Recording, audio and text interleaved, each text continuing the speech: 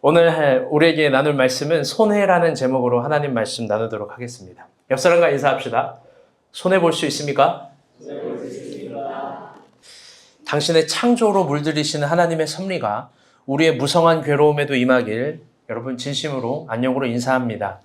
가을의 변곡이 하늘로부터 내려옵니다. 무심코 길을 걷다가 이번 주에는 갑자기 노랑으로 물들어진 거리를 보면서 여러 생각에 잠겼습니다. 그건 어느 순간 모든 것들이 변한다라는 이런 변화의 점들입니다. 우리는 한결같다라는 말을 인생의 지향점으로 생각하기도 하지만 어쩌면 이 말은 인생을 이해할 때 성서적 관점에서 매우 부적절한 지양점일 수도 있습니다. 그 이유는 인생의 위대함과 고결함들은 언제나 적극적 변화와 확고한 죽음 가운데 태어나는 겁니다. 아까 선교사님이 이야기한 게 전 가장 와닿습니다. 우리가 본 교회 많은 선교사님들이 오고 선교 보고도 하고 이야기도 하지만 결국 자기 마음의 문제다. 자기의 내면의 문제다. 나는 죽고 예수로 살고 싶다. 갈라디아서 2장 20절. 아멘. 죽으시기를 바랍니다. 죽어야 산다라는 그 위대한 신비. 그게 기독교가 말하는 겁니다. 그렇기 때문에 변하지 않고 한결같다라고 생각하는 건 어쩌면 한 달란트 받은 사람과 같은 태도일 줄 모릅니다. 주인은 우리에게 말합니다. 이 가을을 통해 요구합니다. 변하라고, 죽으라고, 거듭나라고, 새로운 세상이 있다고. 우리 그걸 잊지 않았으면 좋겠습니다. 이 가을의 깊은 변화들을 보면서 변화될 때마다 퇴색하는 것이 아니라 아름다워지는 하나님의 위대한 섭리를 바라봅시다. 그 아름다움은 하나님의 창조를 대변할 만큼 아름다워지는 겁니다. 가을을 보면서 그것이 더없이 깊어지는 나날들입니다. 이번 주 세상 돌아가는 소식은 생략합니다. 이번 주 큐티는 디모데 전서로 넘어가서 디모데 후서였습니다. 다들 조금 어떠셨는지요? 한 주 동안 큐티를 보면서 여러분은 이번에 그걸 느끼셨는지요? 어떤 작은 하나라도 디모데에게서 알려주고 싶은 바울의 마음들.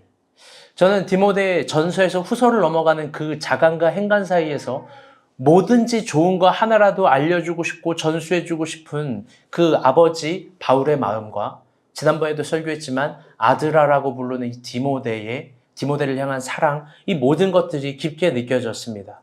그런데 오늘 본문은 그런 디모데후서 3장은 뭔가 세기를 딱 꼬집어서 알려주는 본문이었습니다. 그런 가르침이 있는 본문이었습니다.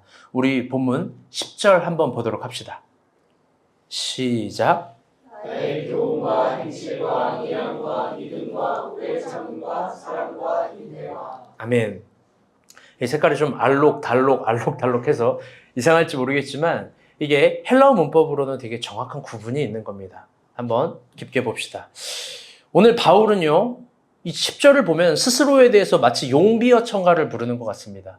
마치 직장, 회사 꼰대처럼 야 나를 닮아야지. 내가 이런 사람이야. 라떼는 이러면서 뭔가를 이야기하고 스스로에 대해서 용비어 청가를 부르는 것 같습니다. 디모데에게 자신의 교훈과 행실과 오래 참음과 사랑과 인내를 배우라고 이야기를 하죠. 그런데 여러분 조금 이상하지 않습니까? 그는 어떻게 자기 자신에 대해서 배우라고 정확하게 이야기를 할까요? 여러분 사도 바울에게는 정말 인간적인 단 하나의 오류값이 없는 걸까요? 그는 자기 자신에 대해서 무궁한 자긍심을 가진 굉장히 이상한 사람입니다. 제가 MBTI를 생각해 봤어요. 뭘까? 이분은 뭘까? 해석할 수 없지만 그분은 MBTI로 해석되기도 거부하겠지만 뭔가 굉장히 특별한 지점으로 아들에게 이야기하는 겁니다. 나를 보고 배워라. 이건 12제자와 또 다른 정확한 언어들입니다. 어떤 누구도 나를 보고 배워라. 내 인생에게는 네가 걸어가야 될 삶의 모범과 해답이 있다. 이렇게까지는 이야기하지 않으니까요. 그는 자기 자신에 대해서 배우라고 담대하게 이야기합니다. 그런데 이걸 조금 깊게 보면 자기 인생의 저변에 깔려있는 모든 것보다는 이렇게 되는 겁니다. 자신이 추구하는 힘에 대해서 배우라는 겁니다. 이게 그 교훈과 행실이에요. 이거 조금 이따 한번 보도록 하겠습니다. 여러분, 바울이 추구하는 힘, 여러분 그건 어떤 걸까? 우리가 추구하는 이 세상에서 말하는 그런 힘의 문법과 권력의 논리일까? 돈일까? 지식일까? 여러분 그런 게 아닐 거예요. 바울이 추구하는 힘은 이 파란색 글씨 한번 읽어봅시다. 시작. 의향, 오래 참음, 인내. 이 의향이라는 단어가 조금 애매한데요. 조금 모호하죠. 이게 헬라어로 한자어라서 좀 모호합니다. 프로테세이라는 단어인데요. 두 가지가 전미어로 합성된 겁니다. 국어로 번역하기 굉장히 어렵지만 굳이 국어적 관점에서 저 의향, 프로테세이를 번역하면 아마 이렇게 될 겁니다. 방식. 헬라적 관점에서 그 방식이라는 건 목표를 조금씩 이루어가는 어떤 중요한 방식입니다. 그것이 종속절로 이 10절을 두는 거예요. 그렇게 되면 나의 교훈과 방식을 배워라. 그건 뭐냐면 교훈과 방식. 죄송해요. 잘못 얘기했어요. 나의 교훈과 행동과 방식을 배워라. 그게 뭐냐면 믿음과 오래 참음과 사랑과 인내다라는 거예요. 즉 힘으로는요. 행동의 힘으로는 믿음과 사랑과 소망을 이야기하고요. 방식의 힘으로는 오래 참음과 인내를 이야기를 하는 겁니다. 바울은 그런 오래 참음과 인내 비슷한 단어입니다.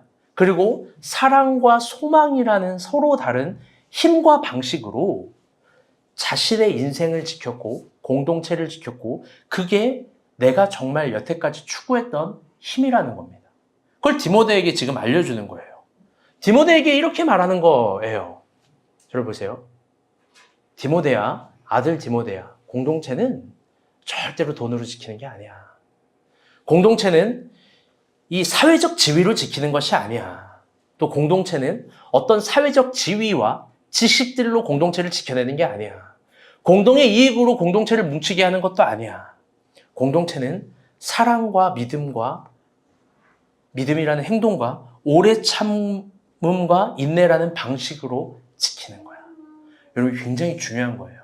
우리는 고린도전서 13장만 보면서 믿음과 소망과 사랑이라는 걸 이야기하지만 사실 디모데 후서도 그렇고 데살로니가 전서도 그렇고 항상 바울은 3덕원에 대해서 녹여있는 신학으로 이야기합니다. 그건 소망과 사랑인데 그 앞에 인내와 오래 참음입니다. 사랑을 하는데 오래 참아야 되고 소망을 갖는데 인내하라는 겁니다. 바울은 진정 위대한 가치를 이번에도 디모데에게 전수하는 거죠. 그런데 생각해보니 이건 정말 요즘을 살아가는 우리에게 잃어버린 가치이고 잃어버린 힘입니다. 오래 참음과 인내, 사랑과 믿음. 우린 이걸 배우라고 누군가에게 말할 수도 없을 뿐더러 나를 배워라고 나에게 있는 방식을 배우라고 나에게 있는 행실을 배우라고 그건 소망과 사랑과 오래 참음과 인내라고 감히 말할 수 있는 캐릭터도 없습니다. 네, 기도합니다. 아픈 소식이 있나 봐요. 사실 이 본문은 이 정도 발견도 위대하지만 이것보다 더 위대한 지향점이 있습니다. 그건 사실 이 본문이 진정 함의하고 있는 건데 이 정도가 아니야. 아주 굉장히 깊은 함의가 있습니다. 그걸 알기 위해서 오늘 본문이 10절이었는데요. 그 앞에 있는 7절과 9절을 같이 봐야 됩니다. 우리 같이 봅시다. 시작.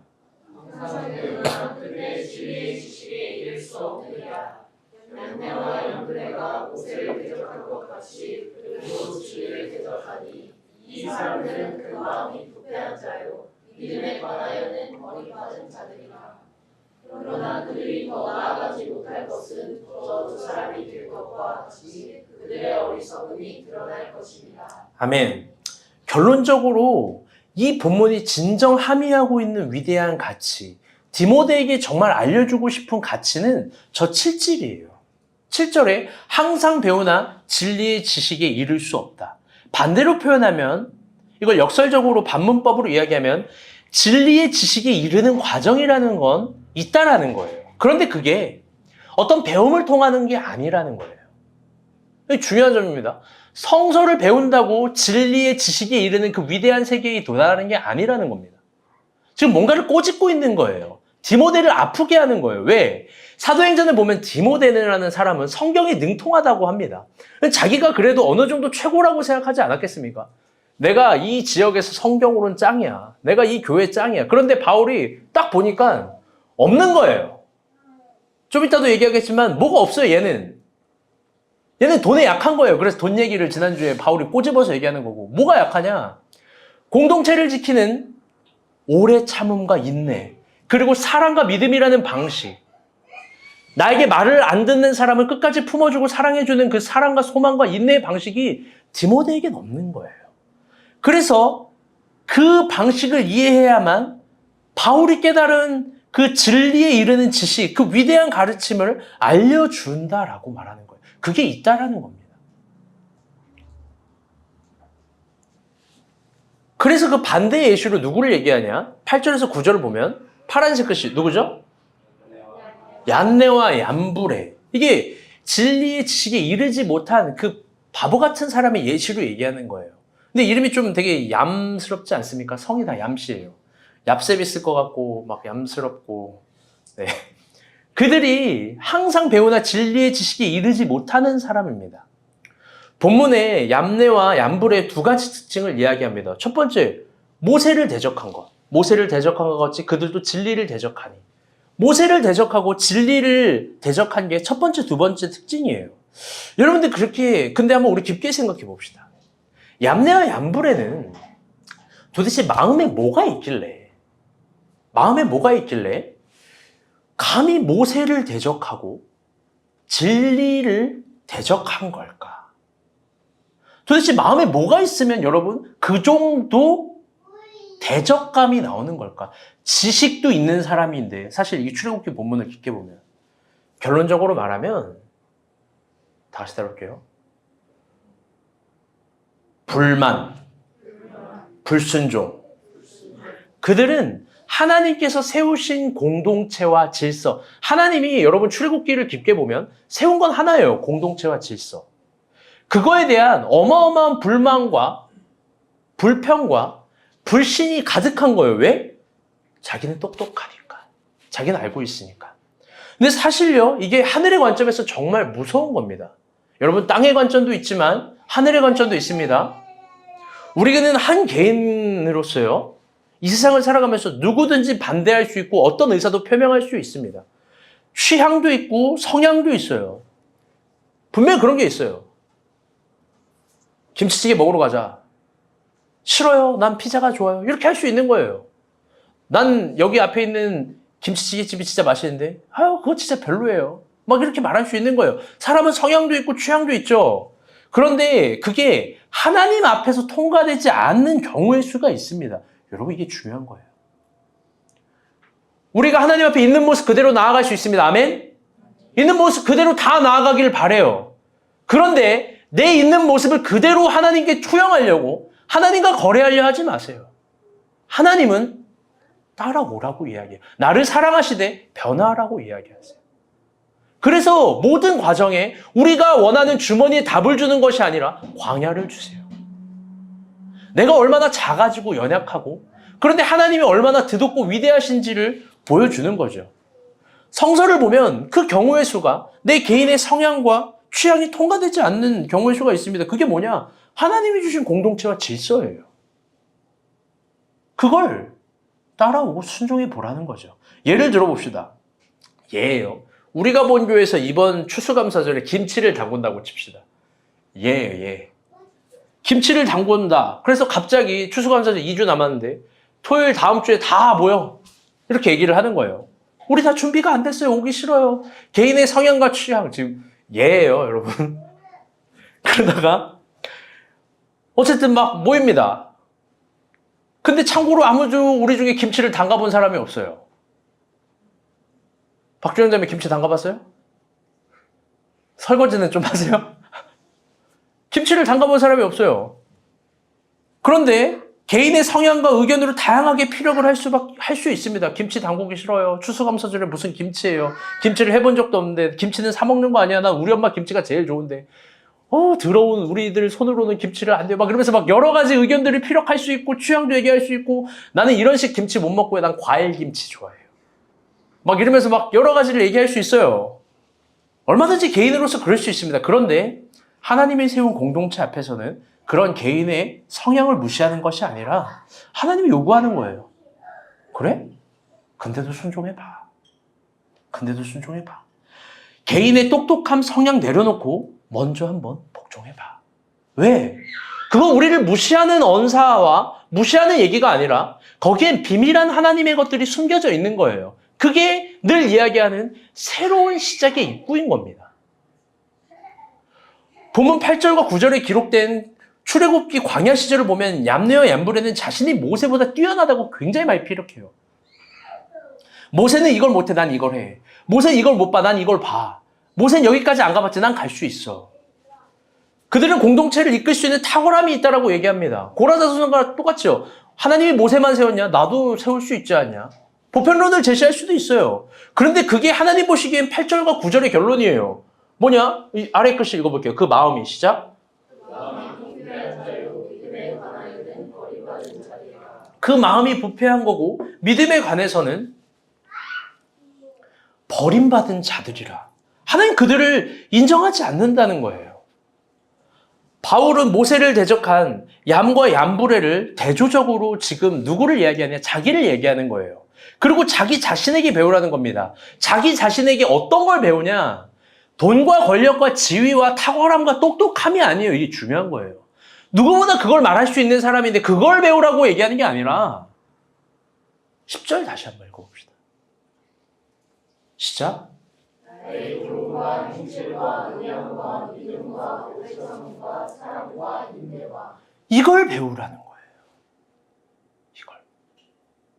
바울은 그러면서 그 다음 구절에 자기가 평생 이 방식으로 뭘 지켰는지 디모데가 알아들을 수 있는 예시로 이야기합니다. 이게 중요한 예시인데요. 왜 그러냐? 일단 먼저 읽겠습니다. 11절, 12절입니다. 시작. 예루살렘과 문안과 또한 안디옥과 이고니온과 루스드라에서 하나는 일과 또한 박해를 받은 것을 내가 과연 보고 알았거니와 주께서 이 모든 것 가운데서 나를 건지셨느니라. 무릇 그리스도 예수 안에서 경건하게 살고자 하는 자는 박해를 받으리라. 아멘. 바울은 수많은 교회에서 박해를 받았어요. 그런데 일부러 안디옥과 이고니오와 르스드라에서 당한 일만 이야기합니다. 왜 그런지 알아요? 이게 지금 진짜 죄송해요. 시간이 없어서 다 성서를 얘기해 줄 수 없는데 깊게 보면 항상 그 옆에 이 안디옥, 이고니오, 르스드라에는 디모데가 같이 있었어요. 성서학자들은 디모데가 굉장히 유약한 사람이었을 거라고 얘기를 하는 거예요. 같이 여기 없었으니까. 그런데 이건 이렇게 얘기한 거예요. 내가 어떠한 박해를 보고 있는지 너가 과연 보고 알았다. 하얀색 글씨, 너가 과연 보고 알았다. 그러니까 이 세 지역은 디모데가 같이 있었던 거예요. 바울이 어떤 박해를 받았는지. 그러면서 11절과 12절에 내가 박해를 3번이나 받았다고 굉장히 크게 얘기합니다. 그러면 그 세 지역에서 받았던 박해가 어떤 거냐? 이거 굉장히 중요한 건데요. 바울은 이 세 지역에서 굉장히 큰 실패를 경험합니다. 사도행전 말씀인데요. 세 절 한번 보도록 하겠습니다. 이 안디옥과 루스드라와 이고니에서 실패한 사역입니다. 시작. 너희와 유대인과 그 관리들이 두 사도를 모욕하며 돌로 치려고 달려드니 그들이 알고 도망하여 가버냐의 두성 루스드라와 더베와 그 근방으로 가서 유대인들이 안디옥과 이고니에서 와서 우리를 충동하니 그들이 돌로 바울을 쳐서 죽은 줄로 알고 시체를 끌어내시니라. 아멘. 이 지역에서 바울은 매우 심각한 실패를 경험하는 건데요. 복음을 전해서 사람이 행복한 게 아니에요. 복음을 전해서 사람이 막 기쁜 게 아니에요. 아까 선교사님 복음을 전해서 그리스도의 한기를 알았다가 아니라 복음을 전했는데 돌을 던져요. 물어보고 싶어요. 여러분이 믿는 가치는 돌이 맞으면 우회합니까? 직진합니까?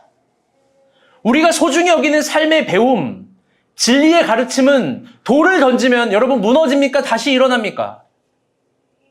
하나님은 어쩌면 그걸 시험하고 있고 그걸 훈련하고 있는 거예요. 왜 복음을 죄다 꽃길로만 이야기하는지 모르겠어요. 고난인데. 복음은 꽃길이 아니라 고난을 이기는 힘이에요. 아멘? 고난을 넘어서는 은혜예요. 아멘? 그럼요. 강해지라고 복음은 이야기하는 거예요. 복음을 전하다가 돌에 맞고 루스드라도 도망갑니다. 그런데 거기서 밀고를 당해요. 그래서 저녁에 또 도망쳤는데 안디옥과 이고니아로 왔는데 거기서 또 돌을 맞습니다. 19절 보면 죽을 만큼 돌에 맞았대요. 19절. 죽을 만큼 죽은 줄 알았는데 살아나서 죽은 척을 한 건지. 여러분 이게 바울의 삶이에요. 여러분, 이런 실패한 바울의 삶에게 뭘 배울 게 있어요? 안 아프게 돌 맞는 법? 돌에 맞아도 죽지 않는 법? 아니, 죽은 척하는 법? 여러분, 근데 바울은 대단하지 않습니까? 디모데에게 실패한 사람인데 자기가 믿는 가치가 무너지고 돌에 맞았는데 배우래요. 나를 보고 배우래요. 바울의 위대한 점, 그런데 디모데가 배울 수밖에 없는 점은 이거예요. 돌을 피하지 않았다. 제가 예수살롱 때 성경 공부할 때도 얘기했지만 다윗의 위대한 점은 싸움을 잘한다가 아니라 사울이 던진 창을 피하지 않았다는 거예요. 그리고 그 창을 다시 던져서 사울에게 던지지 않았다는 거예요. 고난과 박해, 어려움, 디모데는 피했을지 몰라요. 어려우면 늘 도망갈지 몰라요. 우회를 선택할지 몰라요. 그런데 바울이 얘기하는 거예요. 야, 복음은 그런 거 아니야. 복음은 너는 그거 피하면 안 돼. 왜? 이게 여러분 진짜 중요한 건데요. 자기가 피하면, 자기가 도망가면, 자기가 무너지면 공동체가 무너지니까요. 자기가 돌에 맞고 죽을지언정 절대 물러서지 않은 거예요. 왜? 하나님께서 세우신 공동체가 무너지지 말라는 겁니다. 바울이 보기에 모세는 공동체를 지켰던 거예요. 얌과 얌순에는 절대 그런 사람이 아니었던 거죠. 그래서 바울은 디모데가 이런 자신을 닮기를 바라는 거고, 이렇게 공동체를 지켜나가는 그 신앙이 있을 때 결국 복음은 또 석연하게 피어올라서 위대한 일들을 이뤄낸다는 겁니다. 그런데 한번 이 지점에서 제가 참 마음이 아팠어요. 한번 물어봅시다. 여러분, 정작 바울의 삶은 어땠을까요? 그는 디모데에게 자신의 삶을 배우라고 했을 때 자신의 삶에 대해서 정말 그 정도로 자신이 있었을까? 자신의 삶을, 이 사랑과 인내를 배우라고 했을 때, 믿음과 오래 참을 배우라고 했을 때 자기 자신에 대한 정말 무근한 확신이 있었을까? 저는 사실 설교를 준비하면 좀 마음이 어려웠어요. 그 이유는 바울의 생애를 묵상할 때마다 저는 정말 외로워 보이거든요, 바울이. 그는 늘 긴장해요. 바울이 긴장감이 보여야 돼요. 성경을 보면서.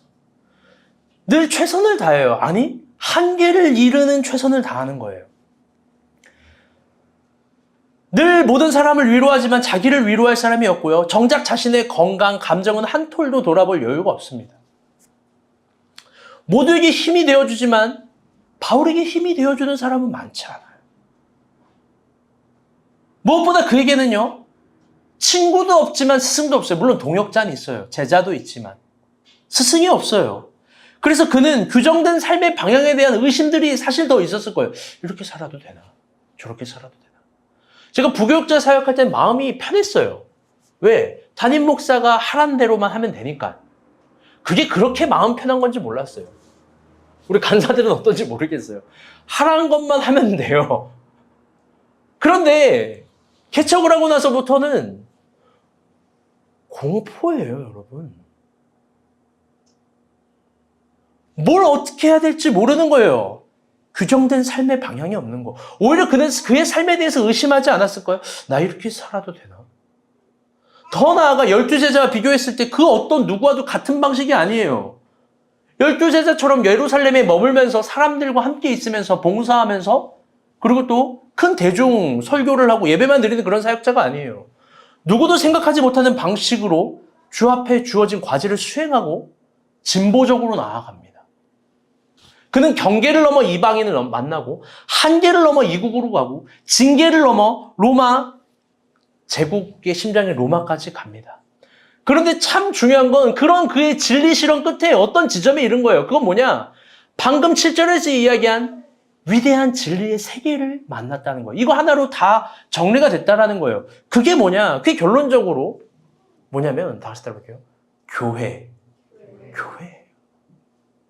아마 바울의 교회론과 교회 사역과 개척을 하는 것과 선교 사역을 보면서 12제자들은 정말 의아했을 거예요.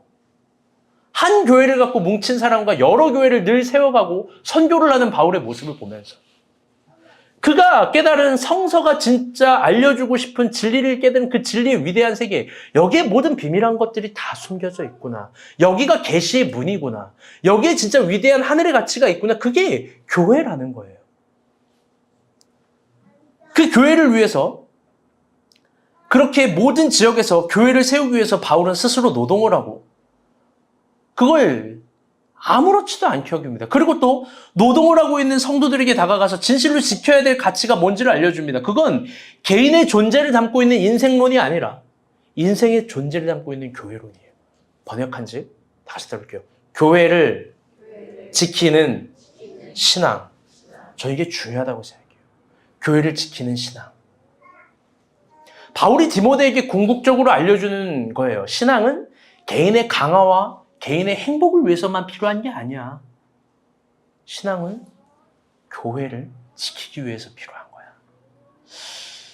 저도 설교를 준비하면서 한번 생각해 보게 되었습니다. 여러분은 나를 통해서 뭘 배울까? 과연 여러분은 나를 보면서, 내 인생을 보면서 뭘 느낄까? 나도 과연 바울처럼 나를 닮으라고 말할 수 있을까? 또 지금의 나는 어떤 인생을 살고 있는 걸까? 설교를 준비하면서 막 여러 생각이 드는 거예요. 그리고 또 지금 이 시간을 보내고 있는 앞에 있는 김일환 목사라는 사람은 어떻게 평가가 될까? 설교를 준비하는데요.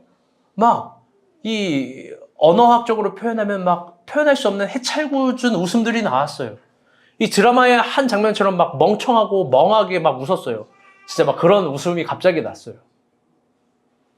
근데 이번 주에 그 웃음의 의미는 설명해 줄 수가 없어요. 그런데 이번 주에 현미가 왔어요. 현미는 여기 옆 동네 대방동 사나 봐요. 고로동 살거나. 왔거든요. 와서 저한테 편지 하나를 썼어요. 그 편지를 보고서 막 절규했어요. 그 편지를 보고 막 울었어요. 그 울음의 의미도 설명할 수가 없어요. 그런데 웃음의 의미도 울음의 의미도 여러분 제가 간절히 바라는 지점이 있어요. 그건 제 삶이 완전히 구겨져고 함몰돼도 좋으니까 한 가지만큼은 여러분에게 전달되기를 바라는 거예요. 그건 교회를 지키는 신앙이에요. 우리 목사님 왜 저렇게 구질구질하게 일하고 살지? 여러분 왜 그래요? 우리 목사님 왜 저거 다 참지요? 여러분 왜 그런 거예요? 왜 저런 거에 저렇게 행복하시지? 왜 저런 거에 저렇게 애를 쓰시지? 저 그냥 쿨하게 넘어가도 되는데. 왜 누가 어렵다 그러면 저런 태도를 취하시지? 왜 굳이 선교까지 가시지? 여러분, 하나만 여러분에게 알려지기를 바라요. 교회를 지키는 신앙. 왜냐하면 저는 정말 그렇게 살고 있으니까요. 그걸로 저의 모든 시절이 평가가 되기를 바라요. 만약 제가 여러분에게 내 삶을 배우라고 하면 우리 교회를 사랑하면서 갖고 있는 저의 삶의 방식과 태도들을 배우기를 바라요. 그건 오래 참음과 인내고 그 사이에서 믿음과 소망의 언어로서 끝까지 걸어가는 방식들이에요. 오늘날도요. 우리 주변에 교회를 다니는 사람이 많습니다. 여러분 얼마나 많습니까? 한국 교회는 지금도 성도가 줄어들어서 위기라고 하는데 제가 볼 땐 위기 아니에요. 제가 볼 땐 성도가 줄어서 위기가 아니라 정확한 의미는 교회를 지키는 성도가 없어서 위기인 거예요. 더 이상 성도들은 교회를 사랑하지 않아요. 단지 예배를 드리는 자신의 모습을 좋아할 뿐이에요. 제가 볼 땐 더 이상 성도들은 하나님을 진심으로 사랑하지 않아요. 그냥 예배 드리는 자신의 모습에 심취한 것뿐이에요. 비난하는 건 아니에요. 그런데 도마 위에 올려보고 싶어요. 과연 교회를 지킬 수 있는지. 더 이상 한국교회 성도들은 교회를 지키기 위해서 자신의 존재를 투영하지 않습니다. 이런 생각하는 것 같아요. 교회가 나를 지켜줘야지. 내가 왜 교회를 지켜? 번역한즉 아무도 손해를 보려고 하지 않는 거예요. 아무도. 우리 12, 13절 말씀 한번 보도록 합시다. 시작. 예수 안에서 경건하게 살고자 하는 자는 박해를 받으리라. 악한 사람들과 속이는 자들은 더욱 악하여져서 속이기도 하고 속기도 하나니. 아멘. 본문에서 바울이 이야기하는 이 경건성은요, 이 디모데후서 3장을 보면 이 말씀을 읽고 기도를 하는 이런 고상한 경건성을 이야기하는 게 아니에요. 우리 7절과 11절 방금 있는 거를 다시 잘 생각해 보면 바울이 말하는 경건성은 안디옥, 이고니아, 루스드라에서 수많은 고난을 겪었지만 오래 참고 인내하고 사랑과 믿음을 포기하지 않는 경건성이에요. 하나님의 공동체를 지키기 위해서 늘 손해를 봤던 경건성이에요. 저는 그걸 이렇게 해석하고 싶고 이렇게 전수해주고 싶어요. 교회를 지키기 위해서 손해를 보는 신앙. 어쩌면 디모데가 그걸 두려워하고 유약한 사람인지 모르겠습니다. 그래서 바울은 더 강조하는 거죠. 세상 사람들은 늘 악해져서 위대한 경건성을 파괴한단다. 그들은 말꼬리나 잡으면서 상황극이나 하면서 스스로 속기도 하고 속이기도 하다니. 이게 무슨 말인지 알아요? 이미 충분한 힘이 있는 사람임에도 불구하고 스스로 속고 속이기도 하는 거예요. 난 우울해. 난 안 돼. 나는 뭐가 없어. 나는 부족해. 교회는 안 되나 봐. 늘 반대만 희망하는 바보들. 내가 없는 것만을 희망하는 찬란한 유치한 욕구들. 여러분, 그게 하나님이 주신 복음적 가치가 아니라는 거예요. 하나님이 주신 복음적 가치는 예수가 우리 안에 왔다는 겁니다. 아멘? 그걸 지킬 때 위대한 승화점이 있다라는 거예요. 세상 사람들은 교회를 지키는 손해까지 보면서 교회를 지키고 오랫동안 참았던 신앙을 늘 포기하게 한다는 거예요. 그게 세상의 악한 교훈이에요. 자기 부인이라는 권리 포기를 이 위대한 가치를 바보 논리로 만들고 자기 인정, 다들 자기만 인정받기를 원해요. 자기 인정이라는 권리 옹호한 신앙이라고 가르치는 거죠. 그런데 여러분 이런 말을 해볼게요. 만약 하나님 앞에서 손해를 보는 것이 가장 큰 신앙의 기준이라면 어떻습니까? 바울처럼 교회를 위해서 손해를 보고 오래 참고 인내하고 안디옥, 루스드라, 이고니아 교회처럼 돌에마저도 지켜내는 그 위대한 신앙이 하나님 보시기에 칭찬의 거리라면 여러분 우리 뭘 추구해야 되는 거예요? 설교를 준비하면서 손해를 깊게 생각해 봤습니다. 스스로 물어봐요. 여러분 우리가 본 교회 다니면서 어떤 손해를 보고 있어요? 바울은 디모데에게 손해까지 보면서 교회를 지키라고 하는데 사실 우리 그거 진짜 받아들일 수 있습니까? 우리 그거 못 받아들이는 거 아닙니까? 축복회라고 해서 다들 받는 데에서만 신앙을 생각하고 복을 받는 것만 당연하게 생각하고 하나님 앞에서 손해받는 건 부당하다라고만 생각하는 거 아닙니까? 여러분 사실 적용은 반대로 해야 되는 거예요. 축복을 받는 게 특별한 거예요. 그리스도 안에서 경건하게 살고자 하는 늘 고난이 있는 거예요. 여기 본문 말씀처럼. 그런 관점이라면 바울도 바보고요. 한국교회를 세웠던 위대한 신앙의 선배들도 바보고요. 손해를 보면서 교회를 지켰던 모든 리더들은 다 바보인 거예요. 저는 설교를 준비하면서 생각해 봤습니다. 우리가 본 교회를 섬기면서 누가 가장 손해를 봤을까? 여러분 누가 가장 손해본 것 같아요? 이 교회를 섬기면서. 극명해요. 바로 박 목자님이에요. 그리고 박 목자님 부부예요. 그들은 지난 4년 동안 카페라이를 하면서 교회를 지켰고 많은 것들을 손해봤습니다. 그런데 박 목자님은 한결같은 태도로 교회를 섬겼고 카페라이를 지켰고 또 뿐만 아니라 자신의 역할에 충성했습니다. 저는 진심으로 여러분에게 얘기해요. 여러분은 박 목자님을 본받길 바라요. 저분의 행동을 보면서 본받길 바라요.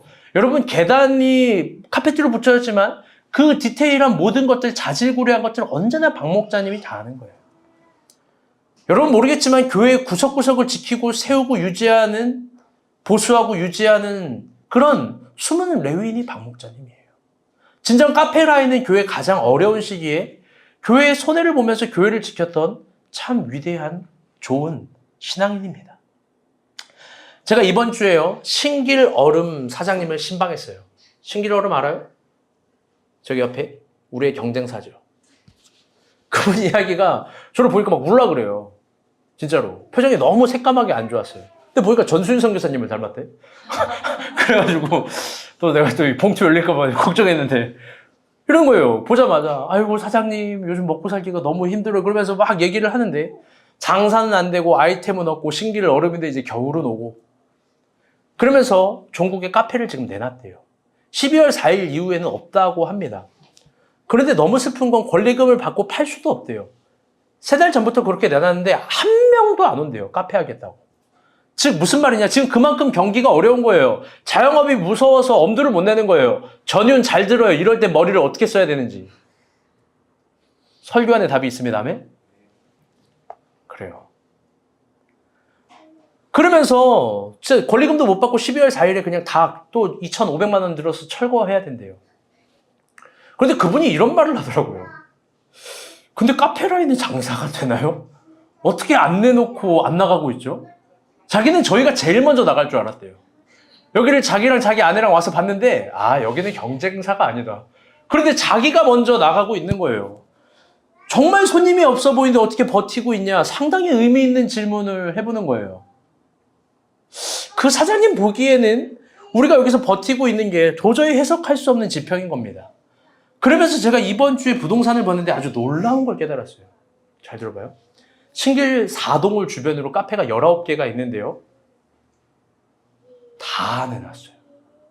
이 동네 신길 4동에 있는 대장 카페라는 투썸 플레이스 내놨어요. 그 다음 부대장인 부두목인 여기 신길 얼음.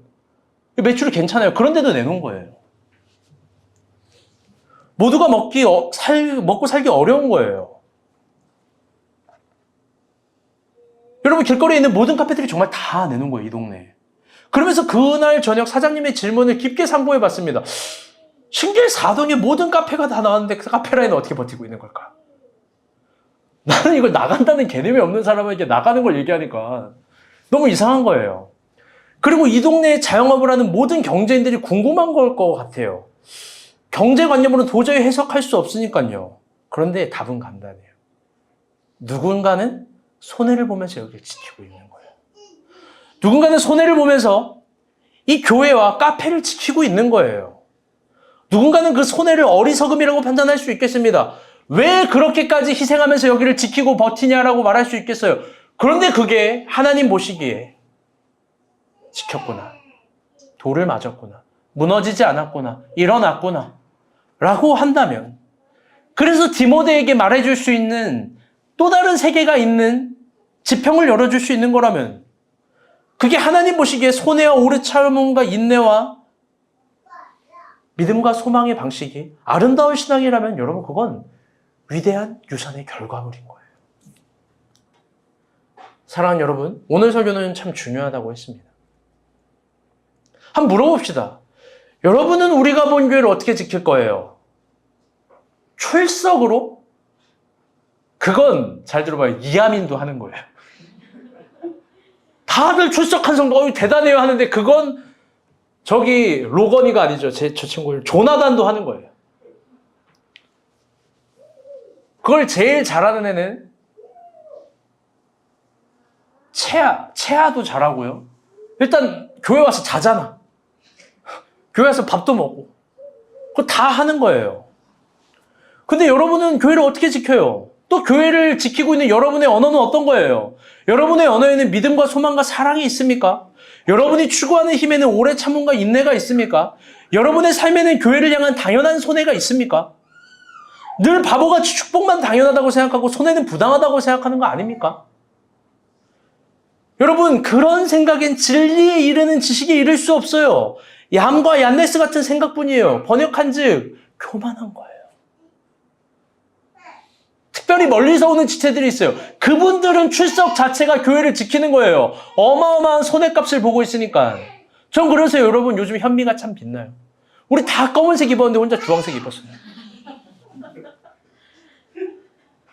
여러분 몇 시간 전부터 화장하고 준비했겠어요? 허인희 권사님 몇 분 준비하셨어요? 한 1분 준비하셨을까? 여러분 현미는 목도 이렇게 딱 이쁘게. 여러분 부지런한 잠언의 교훈이에요. 부지런한 사람과 살면요 내가 배부른 거예요. 아멘? 윤희 왜 웃어요? 오늘 본문은 정확하게 우리에게 교훈을 줍니다. 나를 본받으라고. 안디옥과 이고니오와 루스드라에서 당한 일이 있지만 오래 참음과 인내를 추구하는 힘을 기르라고. 손해를 보면서 공동체와 개인의 신앙을 지키라고. 여러분 손해보세요. 여러분의 신앙과 신앙의 표현력과 신앙의 의무를 다하기 위해서 손해보세요. 하나님 내가 거지되면 어떡하죠? 하나님 내가 이렇게 해서 친구들과 관계도 끊기면 어떡하죠? 하나님 내가 이것저것 못하면 어떡하죠? 여러분 하나님을 뭘로 보는 거예요? 손해를 보세요. 그게 바울이 디모데에게 진짜 전수해주고 싶은 신앙이에요. 그게 제 딸 미소에게 제가 매를 대서라도 알려주고 싶은 신앙이에요. 교회를 지키려면 네 걸 다 팔아야지. 교회는 그런 가치가 있지. 어떻게 하면 교회를 위해서 더 손해를 볼 수 있을까? 저는 오늘 본문을 보면서 하나님이 저에게 도전하는 거예요. 넌 또 그걸 고민해야 돼. 넌 또 그걸 고민해야 돼. 그걸 저에게 감히 배웠으면 좋겠고 우리 서로에게 배웠으면 좋겠습니다. 아멘. 참 인상 깊은 한 얘기를 하고 설교 결론을 맺겠습니다. 오늘 이제 필리핀을 가요. 웃으면서 막대한 손해를 보여주려고 가요. 여러분 우리가 본 교회 손해예요. 가면 얼마나 많은 손해가 있겠습니까? 근데요 이번 주에 제가 경비가 좀 부족하다고 얘기 한마디 던졌더니 월요일에 인가사님이 와서 저한테 봉투 하나를 건네줍니다. 큰 돈이에요. 공개할 거예요. 20만 원이에요. 그러면서 이런 얘기를 하는 거예요. 친구니까 너 돈 없다며 이래요. 좀 울었어요. 여러분 그분에게 손해 아니겠습니까? 여러분 우리가 본 교회 안 가면 20만 원이 적립되는 거잖아요. 여러분 아까는요 문을 열고요 상현이가 들어왔어요. 그러면서 뭔가 큰 봉투를 딱 전해요.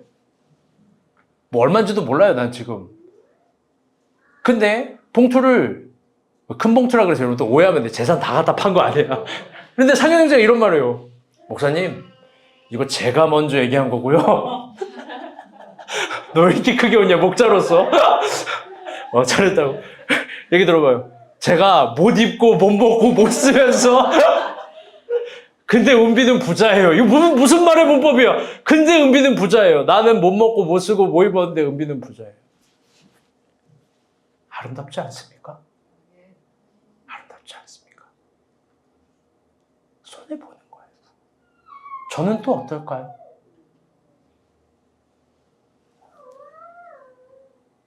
서로 그래요. 티 안 내고 헌금하고 후원하고 흘려보내고 누군가 이걸 악용한다면 하나님 앞에 혼이 나겠죠. 그러나 우리가 본 교회의 가치로서 끝까지 추구하는 힘이라면 그건 위대한 열매들을 늘 맺을 겁니다. 이번에 필리핀 가서 학교 2군데와 선교적 계약을 맺습니다.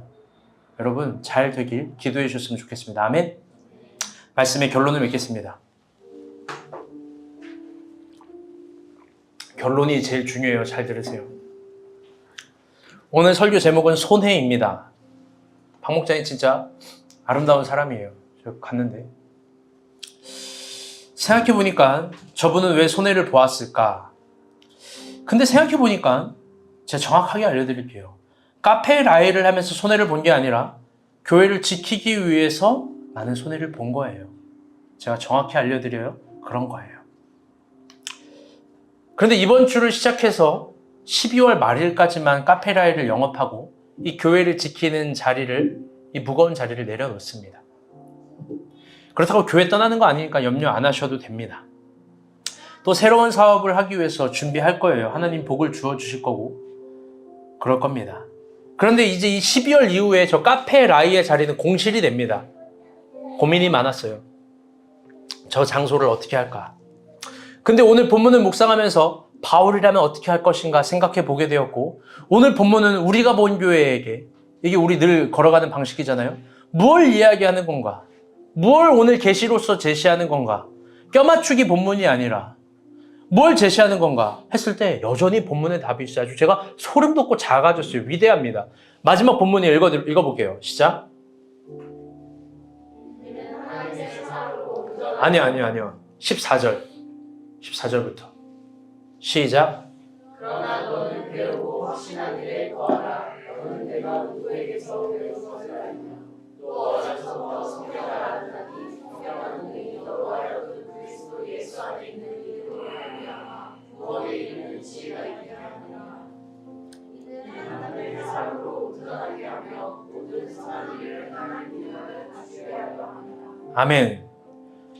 여러분 이렇게 얘기하는 거예요. 그러나 너는 배우고 확신한 일에 거하라. 너는 너가 누구에게서 배운 줄 알며.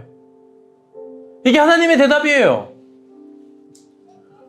하나님 우리가 본 교회 용기를 줍니다. 배우고 확신한 일에 거하라. 그동안 배웠던 거 의심하지 말아라. 그리고 성경이 지향하는 그 지점, 진리를 시험하면서 그 지식에 이르라고 합니다.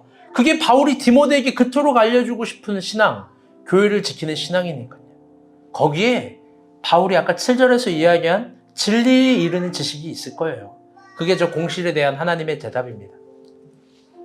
저는 깊게 생각했어요. 저 카페라의 장소는 어떤 장소일까? 저것은 우리가 본 교회 역사의 태동점입니다. 그렇게 가장 많은 기도를 받은 자리고, 가장 많이 사랑을 받은 자리고, 또 가장 많은 재정과 물질과 에너지가 심겨진 자리입니다. 고작 저거냐고요? 아니요. 저게 갈아 넣은 거예요. 갈아 넣은 거. 아까 선교사님 말 실수하신 거예요. 예배당도 없는 교회지만, 건물이 없는 교회지만, 그게 아니에요. 우리 인생을 갈아 넣은 거예요. 저거. 한 4-5명일 때. 농담이에요. 선교사님. 우리 인생을 다 갈아놓은 장, 여기 우리가 공사를 안 한 게 어디 있어요? 여기서 우리가 안 칠한 게 어디 있고, 안 세운 게 어디 있고, 안 뜯어 고친 게 어디 있어요? 저곳을 우리가 본 교회 가장 많은 사랑을 받은 자리입니다. 그래서 가장 많은 젖과 꿀이 흐르는 땅이라고 믿습니다. 아멘? 저곳을 제가 이렇게 명명하고 싶어요. 가나안 홀이에요. 가나안 홀. 생각해보니 가나안은, 들어보세요. 아브라함의 약속을 받은 땅이고, 아멘? 모세가 이스라엘 백성들을 인도한 땅이고, 그런데 중요한 건 그 땅에 진입할 때 이게 참 재밌더라고요. 10지파는 안악자손처럼 비교하면서 스스로를 메뚜기 같다라고 포기했지만, 갈렙과 여호수아는 내가 가나안 저기 정복할 수 있다고, 이 선지를 내게 달라고 고백했던 곳이에요. 그래서 여호수아와 갈렙은 가나안을 정복하고 여리고를 탈환하고 이스라엘의 새로운 역사를 썼죠. 그러니 여러분 도전합니다. 중요한 거예요. 모두에게 기회를 줄 거예요. 내가 스스로 갈렙과 여호수아라고 생각하는 사람, 저 가나안 땅에서 젖과 꿀이 흐르는 땅이라고 믿는 사람, 저기서 거룩한 사업을 도전해 보기를 바랍니다. 저기서 막혀있는 여리고 성을 무너뜨리기를 바랍니다. 저기는요, 4년 동안 신길동의 19개 카페가 모두 닫을 동안 버텼던 여호와께서 연말부터 연초까지 관심 있게 보는 땅이에요. 내가 여호수아 갈렙이라는 믿음이 있으면 분명히 은혜 있을 거예요. 아멘? 그래서 조건은 다음과 같습니다. 첫 번째 뭐냐면요, 믿음이에요. 이제 구체적으로 얘기해 볼게요. 이 설교의 결론이에요. 믿음이 있는 사람은 저기에서 내가 어떤 거룩한 사업을 할지 한번 도전해 봤으면 좋겠어요. 두 번째는 뭐냐? 다른 업종도 상관없으니 사업 계획서를 한번 제출해 봐요. 저기서 내가 뭔가를 사업을 해보고 싶다. 그런 사업 계획서를 추천하는 거예요. 여기 들어온다고 몇 천만 원의 보증금을 낼 필요도 없고 인테리어와 시설비를 낼 필요도 없습니다. 물론 상식적인 기본적인 가치인 전기세는 내가 쓰니까 내야 되는 거고 수도세, 월세는 여러분 내야 되는 겁니다. 그건 상식적인 거예요. 그런데 이런 말을 하고 싶은 거예요. 오늘 본문이 우리에게 주는 교훈이에요. 교회가 나를 지켜준다라는 마음. 바울은 그런 마음 없었을 것 같아요. 있었지만 그게 아니라 내가 감히 교회를 지켜보겠다라는 마음. 내가 감히 교회를 지켜보겠다. 그래서 나는 손해볼 수 있겠다라는 마음으로 한번 진짜 저곳에서 12월 이후로 사업하고 싶은 사람은 도전해 보는 거예요. 권리금도 없고 보증금도 없습니다. 공실입니다. 그게 그 마음으로 해보고 싶은 사람은 도전해 봤으면 좋겠습니다. 우리 그렇게 가나안을 정복했으면 좋겠습니다. 아멘? 분명 저기는 우리가 본 교회의 4년 동안의 사랑, 모든 것이 심겨져 있는 거예요.